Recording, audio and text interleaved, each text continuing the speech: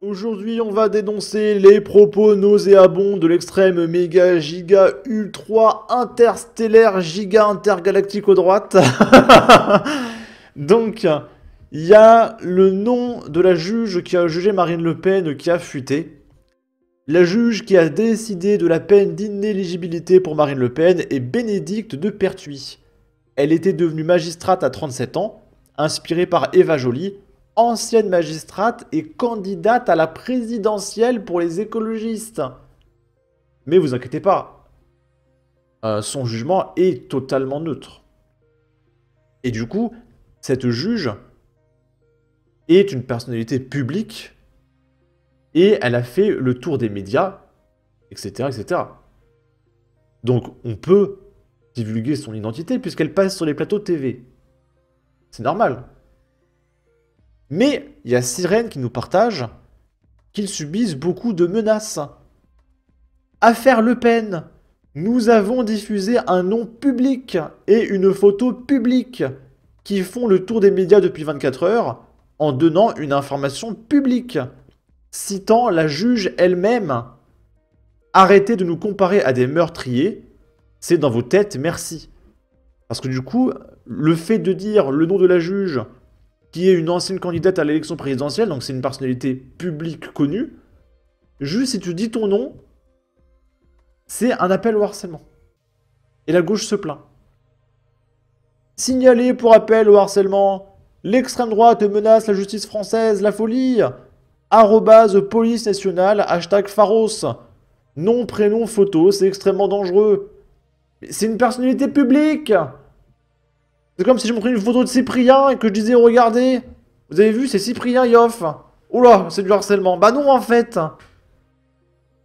Harcèlement et mise en danger de la vie d'autrui, arrobase police nationale, arrobase intérieur gouv, arrobase justice gouv. Mettre une cible dans le dos. Et là, il y a un mec en commentaire qui met « Vous êtes des malades, j'espère qu'on vous poursuivra et on vous condamnera. » La méchante Le Pen, et il n'a pas dit méchante, n'avait qu'à pas voler, cette criminelle.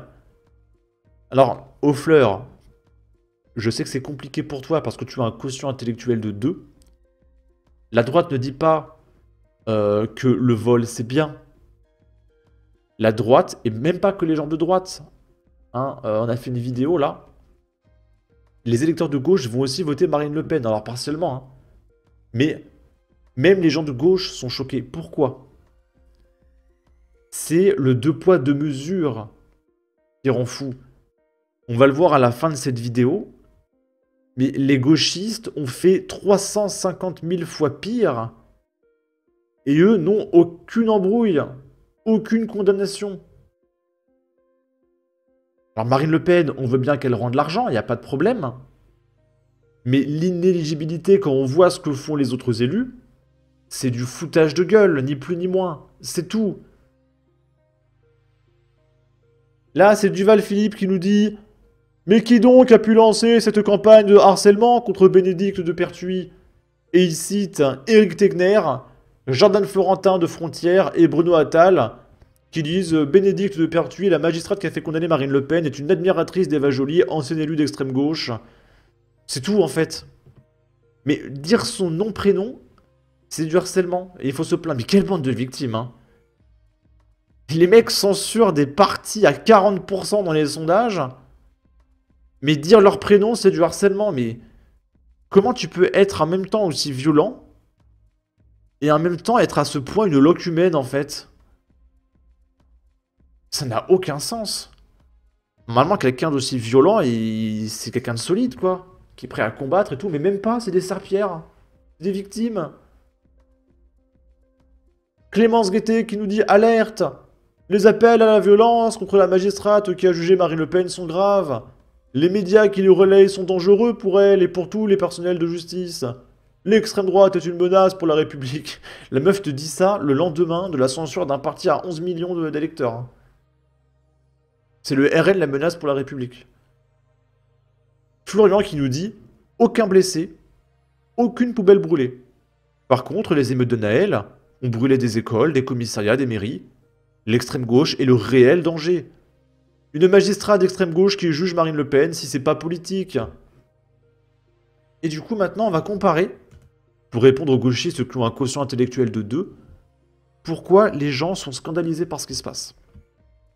Donc Marine Le Pen, elle a détourné du pognon. Ok, rend l'argent. Par contre, inéligibilité. On va comparer avec d'autres personnalités. Raphaël Arnaud, fiché S, candidat aux législatives pour le nouveau Front Populaire, a été placé en garde à vue le 13 juin, en 2024, pour coups et blessures juste après quelques heures son investiture. La scène a duré 30 secondes avant que les policiers interviennent. De retour de la manifestation parisienne contre l'extrême droite, le jeudi 13 juin 2024, Raphaël Arnaud et 3 de ses acolytes antifa de la Jeune Garde soupçonnent la présence d'un comité d'accueil de l'ultra-droite lyonnaise à la gare de Lyon-Pardieu. Ils descendent donc à la gare suivante. Concours de circonstances, sur le quai, ils croisent une tête connue de l'ultra-droite locale, venue chercher sa fiancée. Le groupe leur tombe dessus. Coup de poing, coup de pied, coup de matraque télescopique, penalty au niveau du crâne, déclare la victime au policier. Raphaël Arnaud venait tout juste d'être désigné quelques heures plus tôt candidat du nouveau Front Populaire dans la circonscription d'Avignon. Donc Raphaël Arnaud fracasse des mecs à coups de matraque télescopique, et les mecs ils se présentent le lendemain en fait. Alors moi je veux bien qu'on condamne Marine Le Pen, mais qu'est-ce qu'on fait de Raphaël Arnaud? Vous savez, moi je trouve que c'est plus grave de fracasser des mecs à coups de matraque télescopique que de détourner du pognon en fait. En Union Européenne en plus, alors rien à péter. Hein. Voler du pognon en Europe, on a rien à péter, hein, franchement. Allez-y, hein, rien à foutre. Par contre, fracasser des mecs à coups de matraque télescopique en France, c'est un peu plus grave. Hein. Placé en garde à vue, le parachuté et ses camarades nient formellement les violences et déposent une contre-plainte se disant victimes à leur tour d'un guet-apens. Encore une fois, ces mecs sont ultra dangereux. Et en même temps, mais quelle bande de serpillères, quoi. Mais quelle bande de lâches. Ils sont tellement lâches. Et du coup, tout le monde est reparti libre. Bah oui, il est élu. Enfin, il n'était pas encore élu, il était candidat. Mais directement, il était déjà protégé. On parle bien de la Jeune Garde, groupuscule ultra-violent dont le dernier fait d'armes est d'avoir agressé un jeune de confession juive dans le métro. Paris.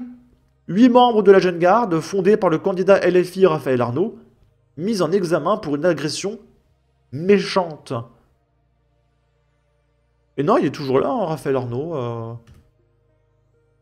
Attaque au couteau contre nos militants à l'université de Strasbourg. Ce midi, la Jeune Garde, dirigée par Raphaël Arnaud, soutenue par l'Union étudiante et la FSE, a attaqué nos militants avec des couteaux lors des élections étudiantes. Nous ne reculerons pas face à l'extrême gauche. Ce midi, l'Uni a été attaqué au couteau. Alors que nos militants tractaient pour les élections étudiantes à l'Université de Strasbourg, une soixantaine de militants de la Jeune Garde, de l'Union étudiante, du FSE et du NPA nous ont attaqués avec des couteaux, avec des armes, ont frappé nos militants, nous nous sommes défendus, nous avons dû quitter les lieux en urgence. Un agent de sécurité a été frappé à plusieurs reprises et d'ailleurs actuellement aux urgences. Cet événement, c'est la preuve de la montée de la violence de l'extrême gauche sur nos campus. Cependant, cela nous renforce. Nous allons porter plainte, nous allons continuer de militer partout sur le terrain, dans tous les campus, et nous vous appelons à voter à l'Université de Strasbourg pour la liste de l'Uni, pour faire comprendre à l'extrême gauche qu'ici, elle n'est pas chez elle. Et là, non, il est toujours là, Raphaël Arnaud. Hein. Il est éligible. Il est éligible. Récemment, il a fait une vidéo avec Sébastien Delogu. La vidéo sortira samedi. Où ils font un concours de « Hey, tu crois que je peux être Premier ministre, moi ?» Et Sébastien Delogu, il fait « Ouais, je te vois bien Premier ministre. » Bien sûr. Bien sûr. Violence après le blocus d'un lycée marseillais.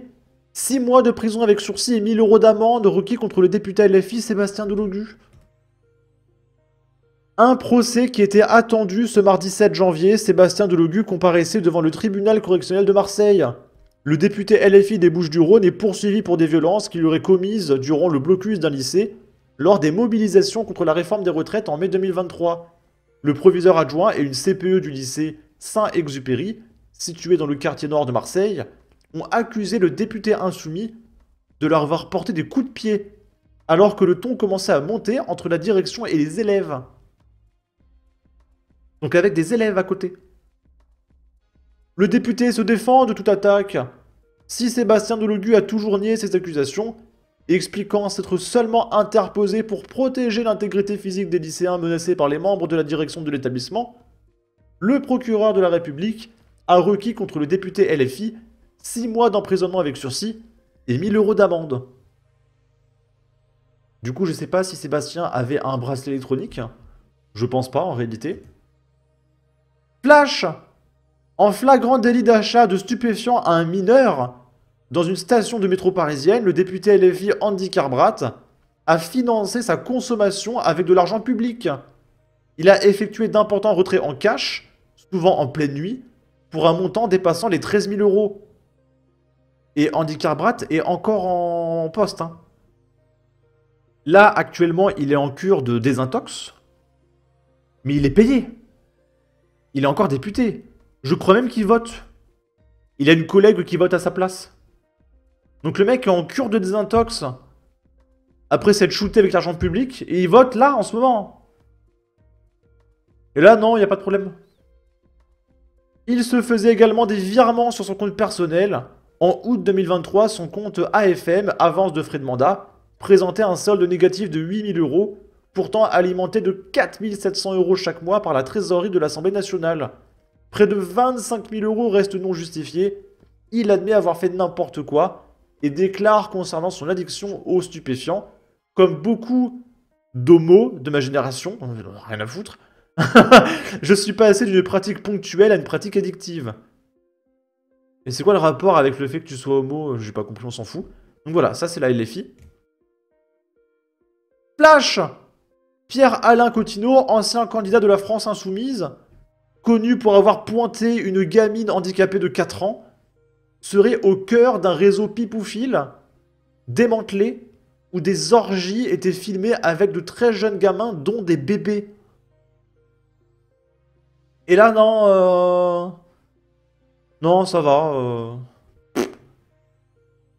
Mélenchon ne veut pas que vous partagiez cette affaire avec Sofia Chirikou, la députée LFI Sofia Chikirou, mise en examen pour escroquerie aggravée.